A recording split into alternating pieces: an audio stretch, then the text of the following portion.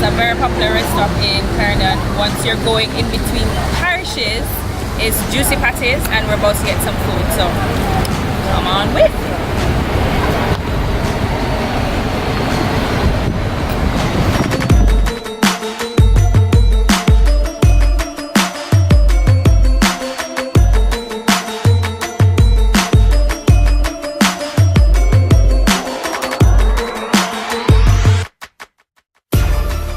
Whoever had patty before, to all my Jamaican friends, which patty company is your favorite company? Is it Juicy Patties? Or is it Mother's or Tasties? Do you have another patty company?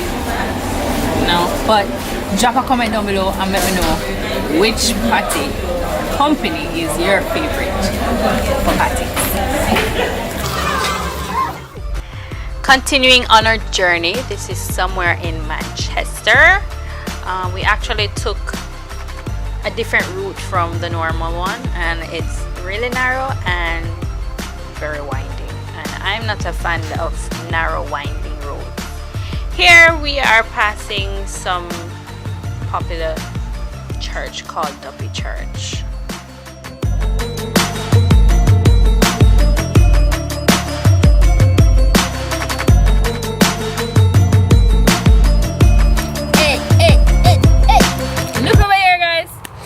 It's some of the sugarcane fields where they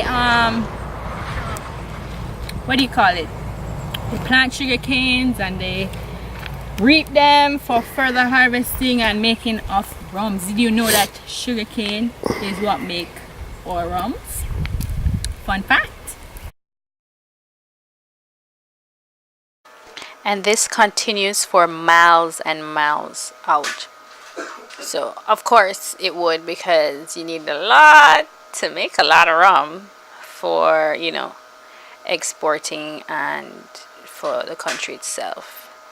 And we're finally here, and here's some of the process of how they used to juice the cane. We actually use human beings and animals for the extraction of the sugarcane juice from the sugarcane.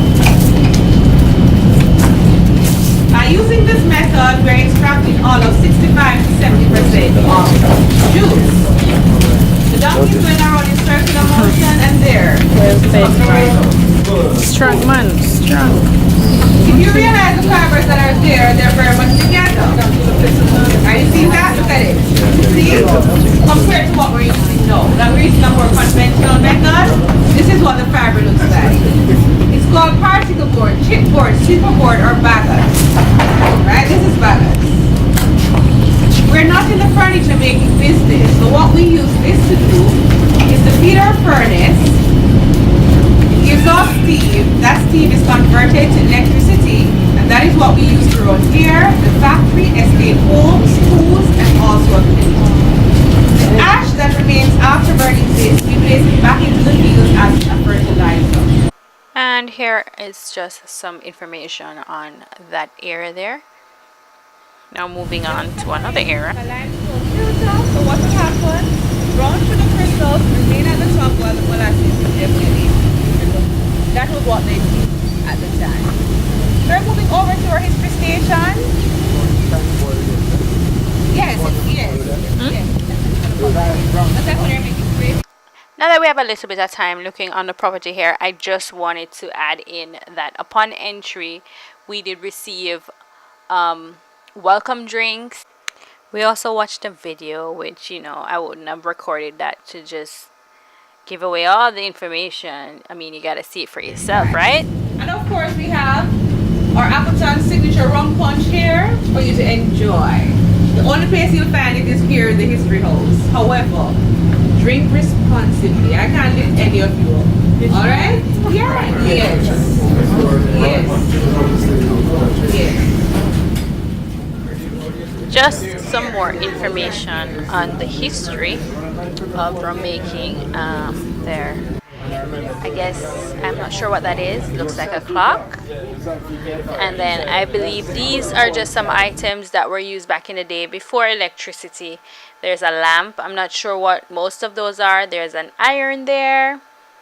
And I am assuming that these baskets, woven baskets with the glass, is what the rums were once stored in, or what they used to store it in. Hey, hey, hey, you think you can dance like me?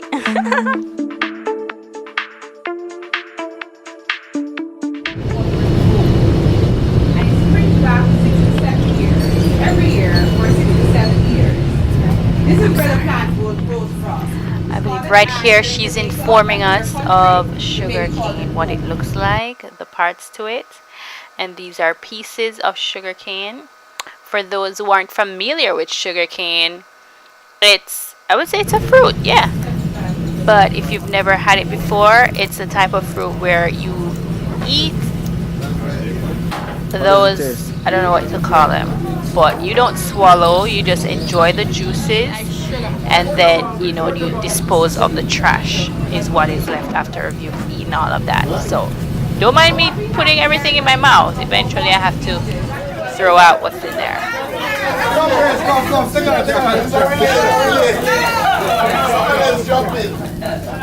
Here they have us involving in another activity where this is another method of how they used to juice the cane. So like the lady said before, they use animals and human strength to juice cane before they had machines to do that. And they're just serving us some, and I must tell you that the sugarcane juice is really refreshing. What is called wet sugar, which is brown sugar crystals and molasses together, right? We went through that earlier. We place it into a centrifugal basket or centrifuge for the separation process. Here's what the centrifugal basket looks like. So this is what they use to mix the sugar cane crystals and molasses together. But I don't think they use this anymore. And here's what it actually looks like. This one where you see. That's actually a filler. So you collect from the bottom of the spoon. Of your spoon? Bottom. Oh. Good? Good. Okay, listen, just eat the spoon. Just eat the spoon. You want this spoon? That's not. Come follow me up on this viewing tower. So as you can see, that's what part of the property looks like, and then over to the left there is where they do, they store the wooden, what do you call it? Oh my god. That's where they store the rum, and it's also overlooking some of the hills and mountains. And they say that these mountains look like egg boxed. Does it look like that to you? Drop a comment. Over there, I'm not sure what that is, but over there is actually where the rum making takes place. That picture is actually a sticker on the wall, but that's actually how pretty the water looks that they use in the rum making process. We have alcohol at 7%. That is merely a beer. That is not strong enough to be called rum. So we need to distill. So we're going to strip that alcohol so we can get a higher alcohol content. We have two methods of distillation. We have the good old pot still and we have a column still. The column still is not here, but as soon as you make it on the inside, you'll definitely. So basically, this was one of the methods that they used to use to produce alcohol, and she's just showing us the process. In the condenser at all of 86%. This area is actually where the column still is located. However, we were not allowed to record or shoot in that area. In here is where they keep the barrels of rum, and it smells divine. So they just show us on how they store the rum, how they maintain the record of what aged and they're actually mixed, so you can get older aged rum, young rums, etc., etc., etc. Approximately 8,000 barrels, or largest holds 40,000, and on any given day we have all of 250,000 barrels aging at once.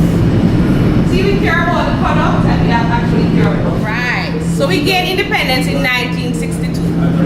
So some brilliant minds on the estate thought, hey, why not create a rum to celebrate 50 years of independence? We did just that. We made 800 bottles of those. It was going for 5,000 US dollars. Yes, it's all sold out. We had one on the display. You see the display board when you get back to the gift shop. A gentleman, he came on tour just like you did. He wanted it, and we had to open the display and sell it to him. So we have other rums. See that one did so well, we thought, why not create another one to celebrate 100 years of independence? We have, Jamaica has had 9 prime ministers from independence to date. We gave each living prime minister or relative of the deceased these very same bottles you're looking at, with fresh rum made in 2012. They poured those rums on barrels that was there from 1962. So in 2062, we'll have minimum age rums of 50 years and maximum age rum of all of 100 years old.